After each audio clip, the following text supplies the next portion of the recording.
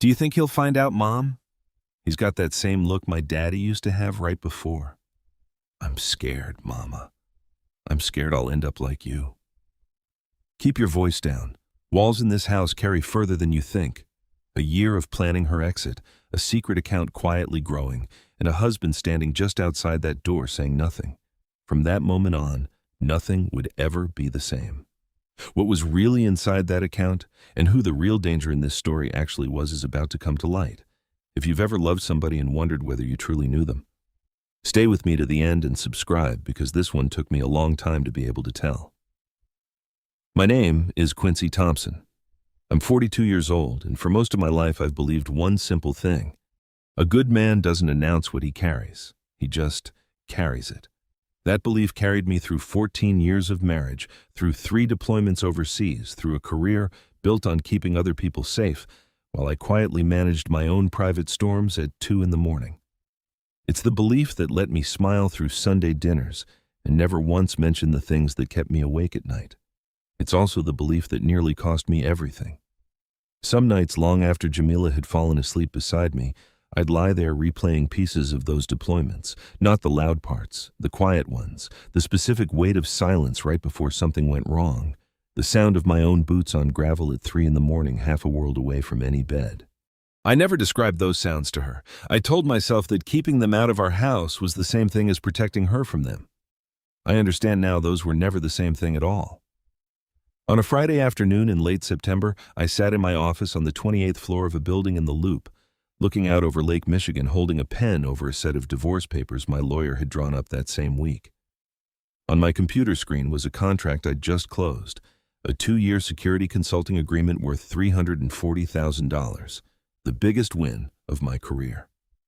Folded in my jacket pocket was the reason I'd called that lawyer in the first place, a bank statement I'd found only a few days earlier for an account I never knew existed. My wife's name was on it.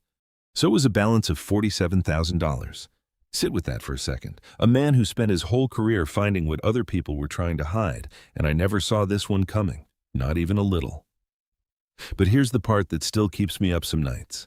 That account wasn't the strangest thing I found that week. It wasn't even the saddest thing. Before I tell you how a man who once cleared buildings for a living got blindsided in his own home, let me take you back to earlier that week. Because by the time I called that lawyer, my wife had already been planning her exit for a lot longer than I understood. I just didn't know it yet. It had been a Tuesday evening when it all started. Chicago does this thing in early fall where the light turns the color of weak tea and the wind off the lake starts reminding you winter isn't far behind. I'd left the office around 6:45, driven south on Lakeshore Drive with the window cracked the way I always did after a long day, and gotten home to Harper Avenue in Hyde Park a little after 7. The porch light was off. Not unusual. Jamila liked to save on the electric bill, one of 100 small habits left over from a childhood where money never stretched far enough. I let myself in, hung my coat on the hook by the door, and stood a second in a kitchen that felt too quiet. There was a sandwich on a plate on the counter, wrapped in plastic gone cold. Turkey, the way I like it, mustard instead of mayo. Next to it, a note in Jamila's handwriting. 4 words. Don't wait up for me. I read it twice the way you do when 4 words don't quite add up to the woman who wrote them. Jamila signed almost everything with a small heart under her initial. Grocery lists, birthday cards, even the post-its she left about the mail. This one had nothing underneath it. I noticed. I let myself believe it didn't mean anything. 14 years teaches you how to read the weight behind 4 words the way another man might read a whole letter. I unwrapped the sandwich and ate it standing at the counter alone at 11 at night, because some habits are older than the hurt that comes with them. That's when I went looking. Not out of suspicion exactly, more the same instinct that kept me alive on deployment and kept building safe on the job. Something in that house felt off, the way a room feels off when a door that's always shut is suddenly open a crack. I found it in the bottom drawer of my desk in the study, the one I hadn't opened in months. Underneath old invoices and expired warranties was a folder I didn't remember making. Inside were years of my own bank transfers, money sent to Jamila for her marketing business startup, money sent quietly to her mother Indira for bills Jamila never wanted to discuss at the dinner table. 5 years of numbers laid out in my own handwriting, proof of everything I'd carried without ever once bringing it up. My hand stayed steady, reading through it, the kind of stillness you drill into your body until it outlasts whatever's underneath it. It wasn't until I closed that folder that the shake finally caught up with me. In my fingers first, then my jaw, then one long breath I had to take before I trusted myself to stand up straight again. And underneath all of it, near the bottom, was a statement for an account with Jamila's name on it that I had never seen before. Opened 8 months ago. Balance $47,000. I sat on the edge of that desk a long time that night, not angry yet, just tired in a way that goes bone deep. I thought about every dangerous overnight shift I'd picked up on the South Side that I never told her about. Every quiet sacrifice I'd made because I thought, that's what a good husband does. I thought I understood my wife. I thought 14 years had taught me every corner of her heart.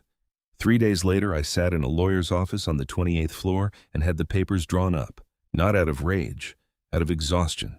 A man can only carry a secret so long before he stops trusting his own house. I thought I knew my wife. Turns out, I hadn't even scratched the surface. What I overheard 4 days after that at her mother's kitchen table in Bronzeville would tell me exactly how long this had really been coming.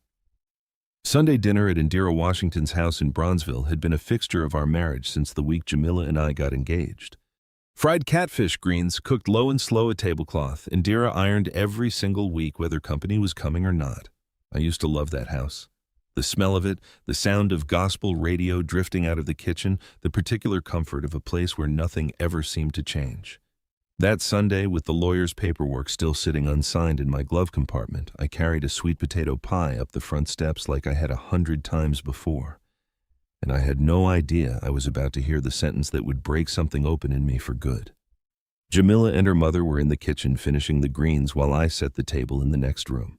The door between the two rooms was barely open, just a few inches, and voices carried different in an old house. Soft but clear if you were standing in the right spot. "He's got that same look Daddy used to have," Jamila said so quiet I almost missed it. Right before. "I'm scared, Mama." I stood there with a stack of plates in my hands and didn't move. The stack suddenly felt heavier than 4 dinner plates should. Behind me, gospel radio hummed low from a countertop speaker. Some woman's voice, rising sweet and steady on a hymn about deliverance, completely unbothered by what was happening 20 feet away. I remember thinking it was strange how ordinary a house could sound while something inside it was quietly ending. Indira's response came back easy, unbothered, like she was answering a question about seasoning. "You remember to get everything prepared the way I told you last year." Her hands never stopped moving over that pot of greens the whole time she said it. Steady, practiced, like a woman who'd rehearsed staying calm long before she ever needed to. Last year, not last week, not since I found that statement. A year. Whatever this was, whatever conversation had put that fear in my wife's eyes when she looked at me lately, it had been in motion for 12 months before I ever opened that drawer. I set the plates down slow and quiet, and I finished setting that table like nothing had happened, because that's what I'd trained myself to do my whole life. Hold it in. Carry it steady. Don't let the room see you shake. Dinner was normal. Grace, laughter, and Indira telling the same story about the church bazaar she tells every year. I smiled in all the right places. I drove us home. Lakeshore Drive was quiet that night, the lake black and enormous on our left, the skyline lighting up ahead of us. Jamila sat in the passenger seat scrolling her phone, and I gripped that steering wheel so tight my knuckles ached, saying nothing, because I didn't trust my voice not to give me away. My mind went back 3 years to a night I hadn't let myself think about in a long time. I'd been offered a position as director of security for a firm in Houston, double my salary, the kind of job a man spends 20 years building toward. I'd come home so excited I could barely get the words out, and Jamila had looked at me across the kitchen table with something close to panic in her eyes. "My mother can't live without me being close, Quincy," she'd said. "You know that." And I'd turned it down. No argument, no resentment, I let her see. I called the recruiter back the next morning and told him I'd changed my mind. I told myself a real man doesn't hold his family's roots against them. I never brought it up again. Not once in 3 years, because I thought love meant swallowing what you wanted for the sake of what she needed. Sitting in that car on Lakeshore Drive, I wondered for the first time whether that sacrifice had ever even registered with her at all. We drove the rest of the way in silence, the kind that isn't empty so much as full. full of things neither of us knew how to say yet. I watched the skyline slide by outside my window, all that glass and light, and thought about how a man could stand watch over glass towers 8 hours a day and still not see the walls going up in his own home. When we got home, Jamila went straight to bed, and I sat up in the study with a cup of coffee going cold in my hands. I don't know exactly what made me open her laptop that night. It was sitting right there unlocked the way it always was, because we'd never had secrets between us, or so I thought. Her calendar was full of appointments labeled only with initials. LB 4 p.m. every other Thursday, going back 8 months.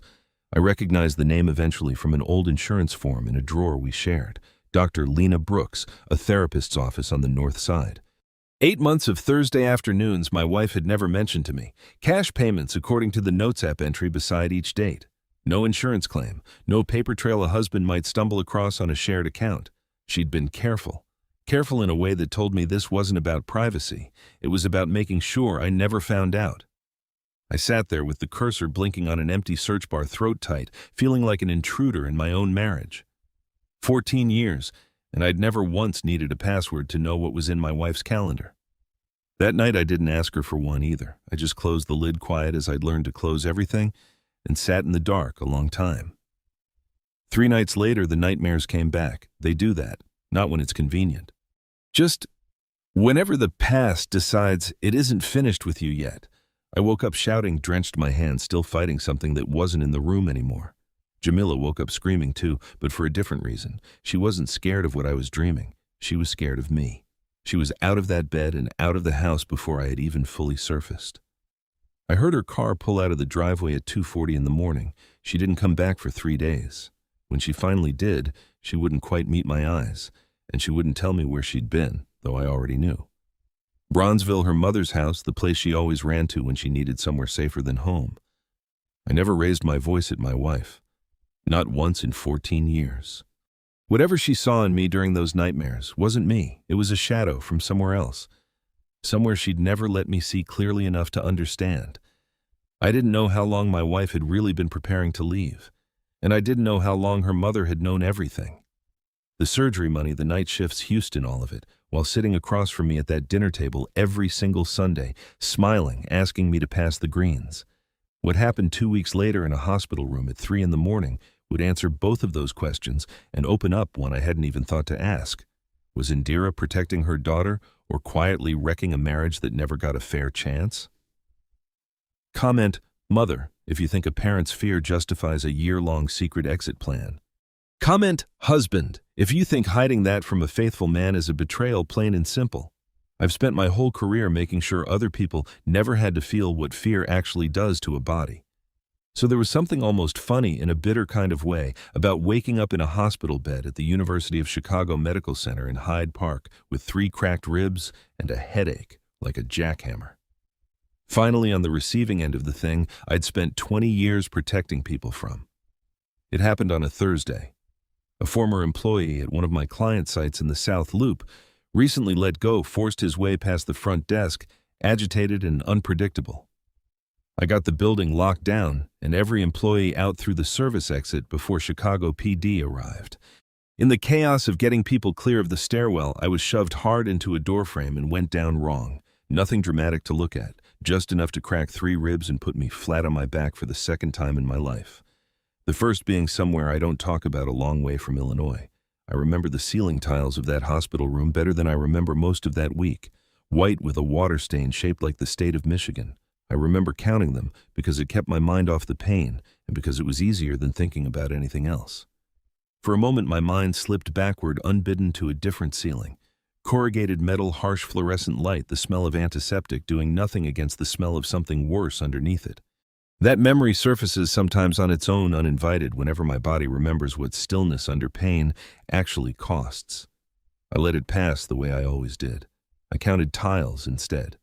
Jamila got there around 6 that evening. I heard her before I saw her, that particular sound of dress shoes moving too fast down a hospital hallway. And when she came through the door, her face just broke. She hadn't seen me like that in a long time. Maybe ever. Not really. I'd always been the one standing at the door with keys in hand, the one who checked the locks twice, the one who made her feel like nothing bad could get through as long as I was standing in front of it.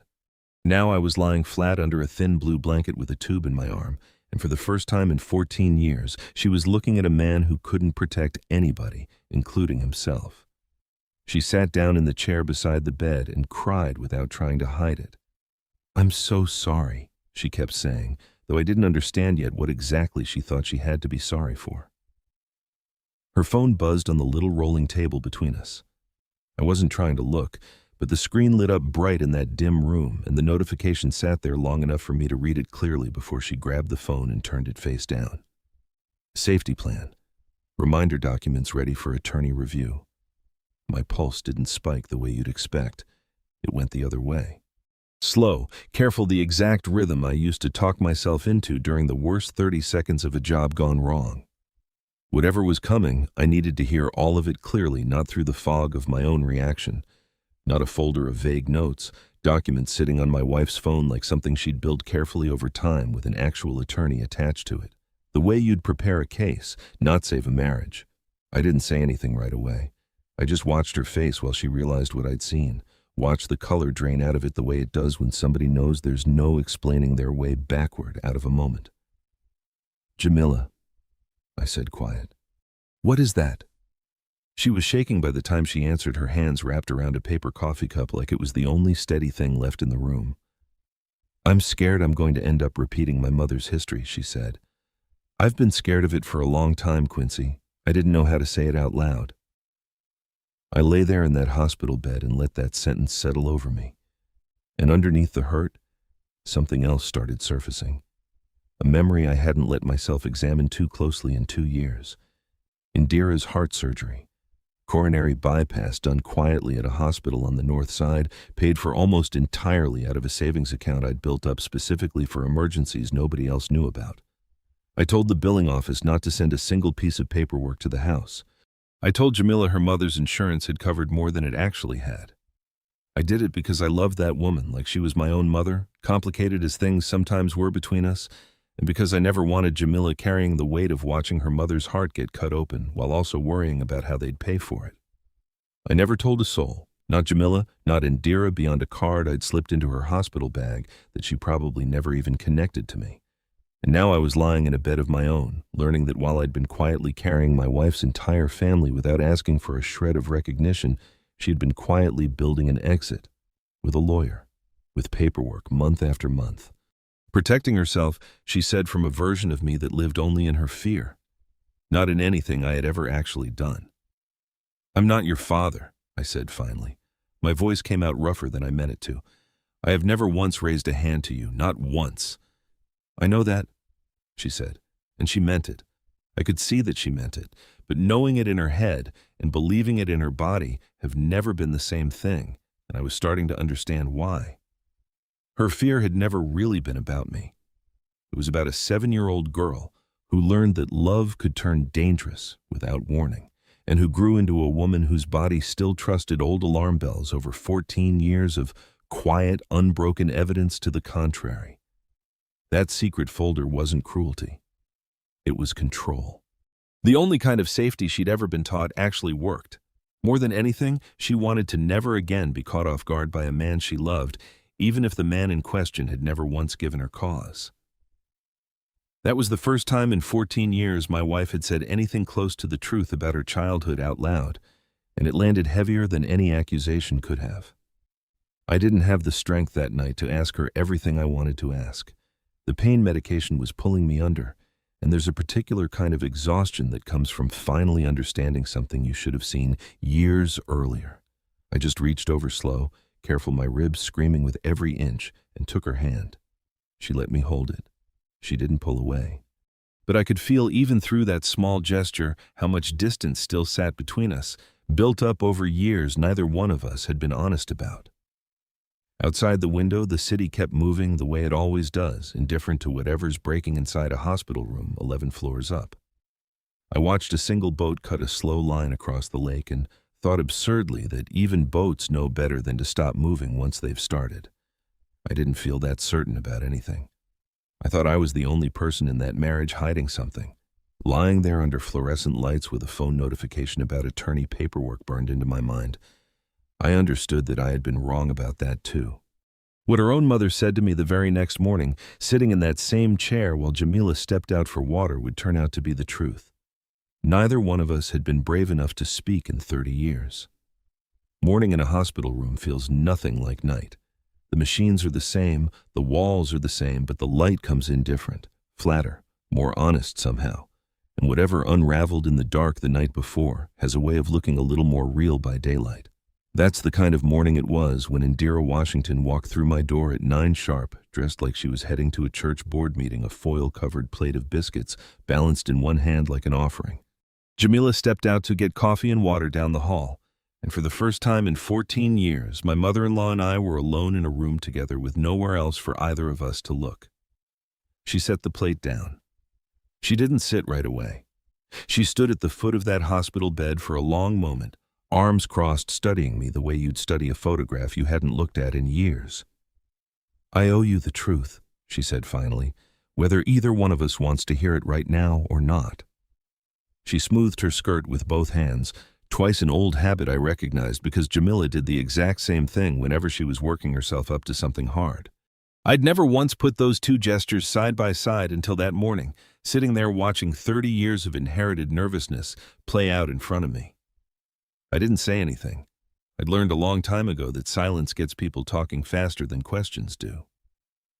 She sat down slowly in the chair Jamila had been in the night before, and her voice, when it came again, had lost every ounce of the certainty I'd known her by for 14 years. "You remind me of him," she said. "Jamila's father. Not in what you do. Lord knows you are nothing like that man in what you do, but in the shape of you. Tall, quiet, steady on the surface. That's exactly what he looked like the year before he showed me who he really was." She looked down at her hands. "I pushed my daughter away from you because I was terrified of watching her live my life over again. I have regretted it for 30 years, Quincy. And I have spent the last one making it worse instead of better." She said it the way people say things they've rehearsed alone in a car in a kitchen in the dark, words worn smooth from being turned over too many times to still hurt going out. I felt something crack open in my chest that had nothing to do with the cracked ribs. For a second, neither of us spoke. Somewhere down the hall, a cartwheel squeaked rhythmic and ordinary, and I found myself grateful for it. Proof that the rest of the world was still turning while mine rearranged itself completely. "You knew," I said slowly. "About the surgery money, the night shifts, Houston." Indira's eyes filled, and for the first time since I'd known her, she didn't try to hide it. "I knew all of it," she said. "I knew you paid off half my hospital bill and told her the insurance covered it. I knew about those overnight jobs on the South Side you never told a soul about. I knew about Houston before you ever turned that job down." She pressed her lips together hard. I told myself I was protecting her by keeping it quiet, teaching her to stand on her own 2 feet, not lean on a man the way I leaned on hers before he taught me exactly what that costs a woman. But I wasn't protecting her, Quincy. I was protecting myself from having to admit I'd been wrong about you from the very start. Jamila walked back into that room right as her mother's hand found mine on top of the blanket, and she stopped dead in the doorway. This wasn't the same unraveling as the night before, that had been shock quiet and cold. This was something warmer and harder in a different way. The sound of a family finally choosing to stop protecting each other from the truth. I watched something shift in my wife's face. Not anger. Something closer to recognition, like she was finally seeing 2 pieces of her life connect that had never been allowed to touch before. She didn't ask what we'd been talking about. She just walked over, slowly pulled the second chair close to the bed and sat down between us. And then, for the first time in 14 years of marriage, my wife told me the truth about her childhood without stopping herself halfway through. She told me about her father, the charm before the wedding, the control that came after the nights her mother locked them both in the bathroom of a house on the South Side until it was quiet again. She told me about being 7 years old and learning to read a man's mood by the sound of his key in the front door, a skill she never should have had to learn at all.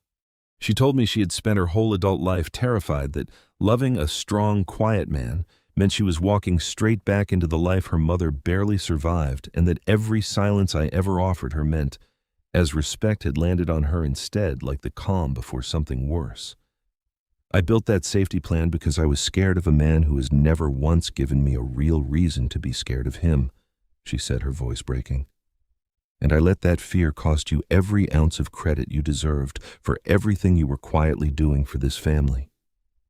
Indira reached over and took her daughter's other hand. And for a moment, the three of us just sat there in that daylight-bright room. Three people who loved each other fiercely and had spent years protecting one another from truths that needed saying out loud a long time ago. "I am sorry," Indira said again, this time looking straight at me. Not the kind of sorry people say to end a conversation. The kind I should have said a very long time ago. I didn't have a neat response to that. I'm not sure one exists. I just squeezed both their hands, one on each side of me, and let the quiet do what 30 years of silence never could. We cried, all three of us, in a hospital room in Hyde Park, with cold biscuits going stale on the rolling table, and the machines beside my bed beeping their steady rhythm through it all. It wasn't the kind of crying that fixes everything. It was the kind that finally starts clearing space for something to be fixed.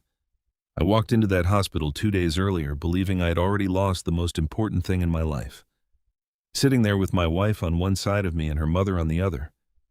Both of them finally telling the truth after decades of silence, I understood something different. I hadn't lost my family. I had simply never been allowed to see them clearly, and they had never once been allowed to see me. What Jamila found in a small metal box under our bed 3 days after I came home would show us both exactly how far my silence had actually gone and how close I'd come to losing everything without ever raising my voice once. They released me from the hospital on a Sunday 3 days after that conversation with Indira, with orders to rest, and not much else. Jamila drove me home to Harper Avenue, slow and careful, the way you'd drive somebody made of glass, and neither of us said very much on the way. Hyde Park rolled by outside the window, slow and gray, kids walking home from Sunday service in their good clothes, an old man sweeping his porch like it was any other day.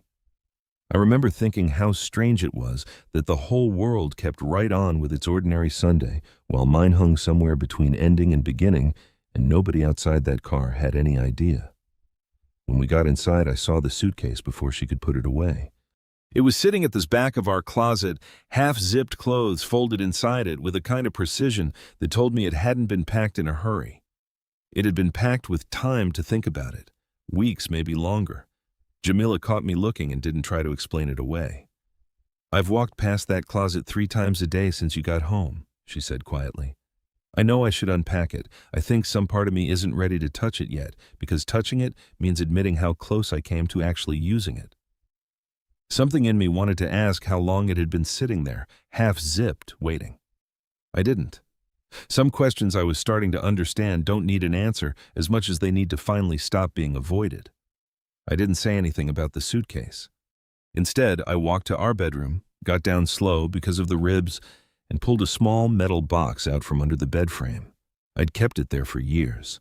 A fireproof box the size of a shoebox, the kind of thing a careful man keeps without ever expecting anyone else to look inside it. I set it on the bed between us and opened it. Inside were my own records, the same folder of transfers I'd found the week everything started unraveling. Years of quiet support laid out in black and white.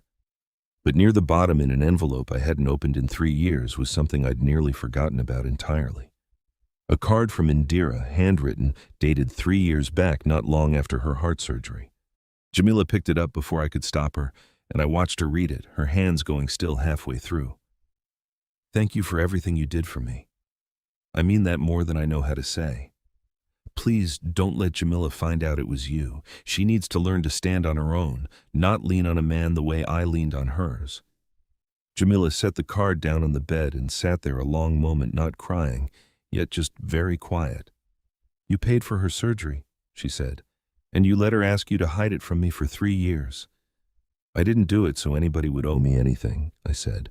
"I did it because I loved her, complicated as things have been, and because I loved you enough not to make you carry the guilt of not being able to help her yourself."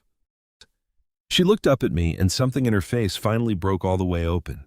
Not the panic I'd seen in that hospital room, something closer to grief for time already lost. "I need to tell you something," she said. "That attorney notification you saw on my phone, it wasn't the start of anything. The papers had already been drawn up for almost 2 weeks before you got hurt. I had every intention of filing." Her voice caught. "But I stood in that hospital doorway and saw you lying there injured because you'd been protecting people the way you always protect everybody, and I couldn't make myself go through with it. I don't fully understand why. Not yet. I just know I couldn't." We sat facing each other on the edge of that bed for a long time after that. The metal box opened between us, that old card from her mother still sitting on the comforter like evidence in a case neither one of us wanted to win. Neither of us reached for an argument. There wasn't one left to have. Not really. Just two people finally looking at each other without the armor either of us had been wearing for years. "I don't know if we can start over from here," I said eventually. "I don't know what that even looks like at this point." "Neither do I," Jamila said. "But I know I don't want to keep hiding things from you. Not the therapy, not the fear, not any of it." "Same," I said. "I've spent 14 years thinking silence was a gift I was giving you. I'm starting to understand it might have been the loneliest thing I ever did to both of us." We sat there a while longer, not talking, just two people finally breathing the same air without bracing against it. It was such a small thing, breathing easy in the same room as someone. I hadn't realized how long it had been since I'd done it. She reached over and closed the lid of that metal box, slow and deliberate, the way you close something you've decided not to need anymore. Then she reached for my hand instead, and I let her take it. Outside, the streetlights along Harper Avenue were just starting to come on that particular blue hour, settling over Hyde Park the way it does every evening, whether anybody's paying attention or not. Somewhere down the block, a dog barked twice and went quiet. Ordinary sounds on an evening that didn't feel ordinary at all. I didn't know that night whether our marriage would survive what we'd both just laid out on that bed. I didn't know if trust, once you've had to go looking for it in a bank statement in a fireproof box, ever really comes all the way back. But for the first time in longer than I could remember, neither one of us was hiding anything. And that it turned out was its own kind of beginning. What Jamila confessed 3 weeks later, sitting across from a therapist neither of us had planned on needing together, would turn out to be the truth that had been driving everything from the very start. Dr. Lena Brooks kept an office on the north side with soft lamplight and a couch too comfortable to encourage anybody to rush through a hard conversation. Jamila had been coming here alone for 8 months. 3 weeks after I came home from the hospital, we started coming together. It was in our 4th joint session that the last piece of the truth finally surfaced. Jamila had been quiet most of the hour, twisting a tissue in her hands the way she does when she's working up to something she doesn't want to say. Dr. Brooks let the silence sit the way good therapists do until Jamila finally spoke. "There's something I haven't told either of you," she said, looking at me, then briefly toward the window. "Part of that emergency account, the $47,000. Some of it was mine, saved slowly over years, but a large part of it came from my mother. She'd already put a deposit down on an apartment in Memphis, 2 bedrooms near my aunt." I sat with that a moment. "Okay," I said carefully.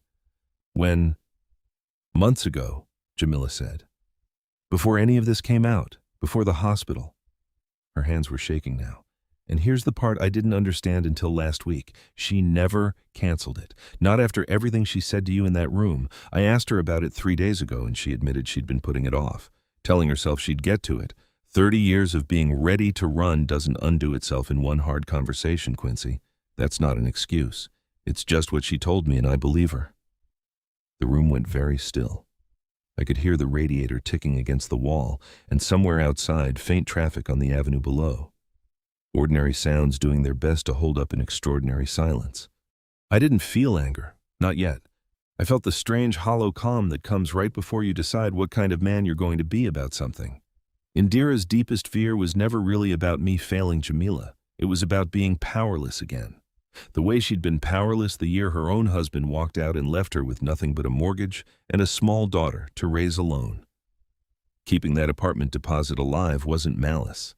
It was an old survival reflex, the hand that keeps a spare set of keys hidden even after the locks have already been changed. She wanted above everything to make sure her daughter never had to ask permission to leave a man the way she once had to beg to stay.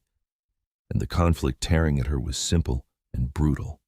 Loving me honestly meant admitting the escape hatch she'd built her whole identity around was no longer necessary, and letting go of it felt to her like giving up the one thing that had ever kept her safe. 14 years. Every night shift on the south side I never mentioned. Every dollar I quietly sent so her mother's light stayed on and her heart kept beating. The job in Houston I turned down without a single complaint. All of it had been standing on ground that included somewhere underneath an apartment deposit her mother hadn't found the courage to let go of, even after crying in my hospital room and meaning every word of it. I didn't say anything for a while. Dr. Brooks didn't rush me. "I'm not telling you this to hurt you," Jamila said, crying now. "I'm telling you because I finally understand what I almost let happen to us, and I can't carry it alone anymore." Here's what I want you to understand about that moment, because it's the part of this story that took me the longest to make peace with. My first instinct, the old instinct, the one that had kept me quiet for 14 years, was to swallow it. Forgive it privately and never bring it up again. But I had learned something in that hospital bed that I wasn't willing to unlearn. Silence hadn't protected my marriage. It had nearly cost me all of it. So instead, that Sunday, Jamila and I drove to Bronzeville together. And for the first time in 14 years, we sat across from Indira Washington as a united front instead of two people she could manage separately. We didn't yell. We didn't need to. Jamila laid it out plainly. The apartment, the timeline, the years of secrets kept in the name of protection, and asked her mother one question. "Why haven't you let it go yet?" Indira didn't have an excuse ready. For the first time in 30 years, she didn't reach for one. "Because saying sorry in a hospital room was the easy part," she said quietly. "Actually letting go of 30 years of being ready to run meant admitting the fear was never really about you, Quincy. It was mine. I kept that apartment as insurance against my own healing, and that's a hard thing for a woman my age to say out loud. It's been hard." She canceled the lease that week. She started her own sessions with a counselor near her home in Bronzeville. And slowly, Sunday by Sunday, dinner at her house started feeling less like a performance and more like what it was always supposed to be. My wife and I still see Dr. Brooks every other week. Some sessions are hard. Most of them end with us a little more honest than we walked in. Her marketing business, the one my old night shifts on the south side had quietly helped get off the ground all those years back, finally turned its first real profit this spring. And she told me about it herself out loud at our own kitchen table, instead of keeping it to herself the way we both used to keep everything. She showed me the numbers on a Tuesday night spreadsheet glowing on her laptop screen, and I watched her light up over something she'd built herself. Something nobody had to quietly hand her. That was worth more to me than the profit margin ever could be. I still carry things. That's who I am, and I don't think that changes at 42. But I've learned the difference between carrying weight out of love and carrying it because I'm too afraid to ask for help. That difference has made all the difference. Some Sundays now, when I drive us to Bronzeville, Indira meets us at the door before we even knock tablecloth, already on the table, gospel radio already playing. The same house, the same smells, but nothing in it feels like a performance anymore. It just feels like home. Finally, for all three of us. This story reminds us that the sacrifices we make in silence can end up starving the very marriage we're trying to save because a gift nobody knows about isn't remembered. It's just quietly absorbed and forgotten. If there's a debt of love sitting unspoken in your own house tonight, a night shift, a signed check, a job you turned down without saying, why don't wait for somebody to find it by accident in a drawer the way I did?